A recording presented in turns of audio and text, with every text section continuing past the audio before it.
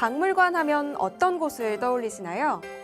단순히 모형이 전시돼 있거나 눈으로만 보는 곳만 상상한다면 박물관이 재미없게 느껴질 텐데요. 과학 해설사의 설명을 들으며 직접 보고 만지고 체험할 수 있는 생태박물관이 문을 열어 인기를 얻고 있습니다. 생태계의 중요성을 체험해보는 현장, 박경윤 리포터가 다녀왔습니다. 우리 지역의 행복한 소식을 가득 전달해드리는 우리 동네 정보 통 리포터 박경윤입니다. 자, 여러분, 사람과 동물은요 뗄래야 뗄 수 없는 사이인데요. 우리가 진심으로 동물을 사랑하고 진심으로 동물과 소통하는 방법 알고 계신다고 생각하십니까? 이곳에 가면은요 동물을 사랑하고 동물과 소통하는 방법을 배울 수 있는 곳이라고 합니다. 어떤 곳인지 함께 찾아가 보시죠. 최근 화제를 모으고 있는 곳, 다양한 동물과 소통할 수 있어 사람들에게 인기를 얻고 있는데요. 우리 지역 최초로 문을 연 소형 생태 박물관입니다. 생태계 보존의 중요성을 알리고자 문을 열었는데요. 사람들의 발걸음이 끊이지 않고 있습니다. 안녕하세요. 안녕하세요. 네, 여기 딱 들어오니까는요, 진짜 이런 말이 있잖아요. 박물관이 살아있다. 정말 살아있는 생명체들이 많이 있는 것 같은데, 이곳이 어떤 곳인가요? 저희는 이제 양서파충류 생태박물관이고요. 저희는 아이들한테 이제 생태 해설도 해주고 체험도 해주지만 체험이 주가 아니라 이제 교육적인 목적을 가지고 교육을 하는 공간입니다. 이곳 생태박물관은 지난 2월에 개관을 했는데요. 도마뱀과 거북이 등 40여 종의 양서파충류를 만날 수 있습니다. 단순한 체험보다는 양서파충류에 대한 교육을 목적으로 운영되고 있는데요. 쉽게 보지 못하는 양서파충류를 이곳에서 만날 수 있습니다. 다양한 동물에 대해 배워갈 뿐만 아니라 동물을 통해 생명의 소중함도 함께 배워갈 수가 있는데요. 실내동물원에서 사육사로 오랜 시간 동안 일을 하면서 이제 동물들이 너무 스트레스를 많이 받고 이제 오시는 분들도 체험 위주가 되다 보니까 좀 교육적이지가 않다는 생각을 많이 했었어요. 그래서 저희는 이런 생명체 전시라는 게 이제 교육적인 목적을 좀 가져야 지속적일 수 있다는 생각을 좀 해서 저희가 이제 직접 교육적 목적을 가지고 설립을 하게 되었습니다. 여기에서는 단순히 만져보고 먹이 주는 체험에서 그치는 것이 아니라 다양한 파충류에 대해 좀 더 자세히 알아볼 수가 있습니다. 특히 과학 해설사의 설명을 들으며 둘러보다 보면 동물들의 습성도 좀 더 잘 이해할 수가 있게 되는데요. 이 개구리의 이름은 아프리카 황소개구리예요. 네, 황소개구리고 이 황소개구리가 놀랐겠지만 아직 다 큰 게 아닙니다.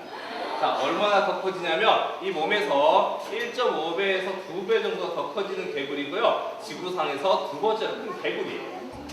쉽게 보지 못하는 파충류들을 이곳에서 만나보게 되는데요. 이처럼 다양한 동물이 살고 있다는 게 그저 신기할 따름입니다. 사실 뭐 체험학습이나 놀러를 갈 때 동물원 같은 데도 많이 가고 동물 친구들 상당히 좋아할 것 같은데 여기 와보니까 좀 이런 점이 좋더라 하는 거 있을까요? 제가 원래 동물을 싫어했는데 진짜? 여기 와서 막 만져보고 하니까 동물 좀 좋아졌어요. 이곳은 예약제로 운영되고 있는데요. 과학 해설사의 설명을 들으며 체험할 수 있어 문을 연 지 얼마 되진 않았지만 사람들 사이에서 인기를 얻고 있습니다. 무엇보다 동물과 사람이 함께 살아가야 한다는 것을 이곳에서 배워가는데요. 우리 어머니께서도 이렇게 생태관을 쭉 둘러보시면서 고개도 끄덕끄덕이시고 굉장히 설명을 잘 듣고 계세요. 어떤 계기로 좀 방문을 하셨나요? 여기 먼저 다녀가신 분께서 그동안에 본 파충류 전시관 중에서 제일 괜찮다고 극찬을 하셨어요. 네. 그래서 다 그 자리에서 다 예약을 해달라고 해가지고 오게 됐는데 왜 그런지 알겠더라고요. 아까 처음 저기에서 설명을 해주시는데 제가 빠져들었어요. 애들보다 제가 더 재밌었어요. 그러니까 책에는 안 나오는 얘기들이 많더라고요. 그래서 왜 이런 얘기들이 애들 책에는 안 나와 있지라는 아쉬움도 들고 굉장히 유익했어요. 아이들뿐만 아니라 어른들도 호기심을 갖게 되는데요. 과학 해설사의 설명을 통해 몰랐던 새로운 사실도 알게 됩니다. 단순히 둘러보고 만져보는 것에서 그치지 않고 설명을 듣고 둘러보다 보니 동물에 대한 호기심도 새롭게 싹트게 됩니다. 아이뿐만 아니라 어른에게도 인기 만점일 수밖에 없겠죠.